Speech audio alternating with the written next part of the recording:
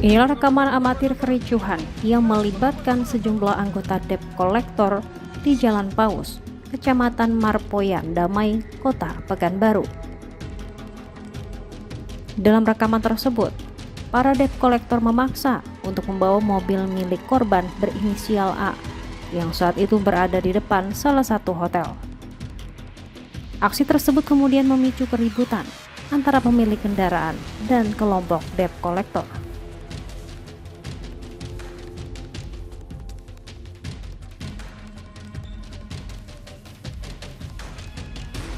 Korban disebut dipaksa untuk menyerahkan mobilnya dengan alasan akan dibawa ke gudang BFI Finance. Namun korban yang tidak terima menolak menyerahkan kendaraan tersebut, sehingga terjadi cekcok yang hampir berujung pada aksi kekerasan fisik. Peristiwa itu kemudian berlanjut ke sebuah kedai kopi yang tidak jauh dari lokasi pertama.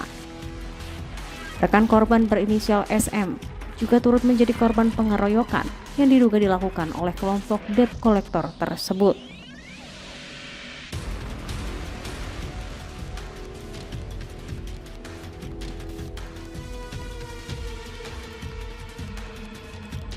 Berdasarkan laporan korban, pihak kepolisian akhirnya berhasil menangkap para pelaku.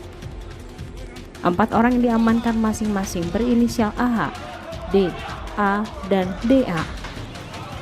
Keempatnya kini telah ditahan di Polresta Pekanbaru dan dijerat dengan pasal berlapis terkait perampasan dan pengeroyokan dengan ancaman hukuman di atas 5 tahun penjara.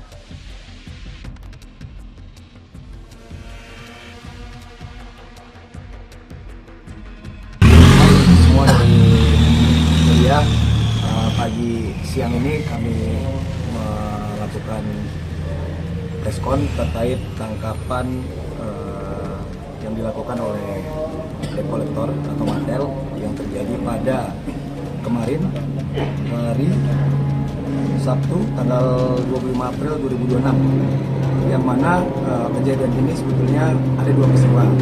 Satu terkait perampasan mobil yang dilakukan oleh DC, lalu kedua terkait pengeroyokan yang dilakukan DC terhadap Saiti. Di sini kami terbitkan LP dengan persangkaan pasal yang pertama terkait 482 KUHP pidana, yang mana TKP di Jalan Paus di Hotel Parma, pelaku inisial AH, D, A, B, korban inisial A, saksi-saksi dengan inisial A, KA, MA. Lalu untuk kronologi kejadiannya, yang mana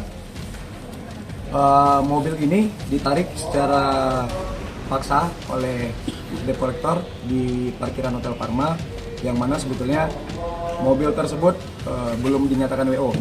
Namun dari pihak DC mengambil mobil tersebut dari debitur untuk dibawa ke gudang finance atas nama atau atas nama CV dengan BFI Finance. Itu untuk kejadian pertama. Lalu untuk yang kejadian kedua terkait pengeroyokannya, di sini terjadi di Jalan Blimbing di kedai kopi 72. Persangkaan pasal yang kami terapkan pasal 262 yang dilakukan oleh pelaku inisial D, B, D, R, A, H, lalu Y, yang mana kejadian ini terjadi terhadap korban berinisial SM.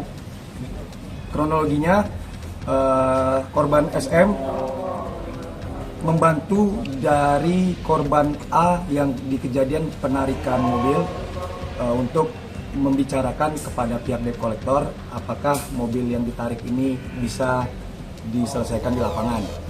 Namun karena tidak ditemukannya kesepakatan antara pihak DC dan korban SM, maka terjadi bersih tegang antara SM dan debt collector di kedai kopi 72 tersebut, yang mana teman-teman semua juga tahu sudah beredar video viralnya terhadap korban dilakukan pengeroyokan secara bersama-sama di kedai kopi tersebut, yang mana korban mengalami luka pada bagian kepala yang menyebabkan sobek pada bagian kening.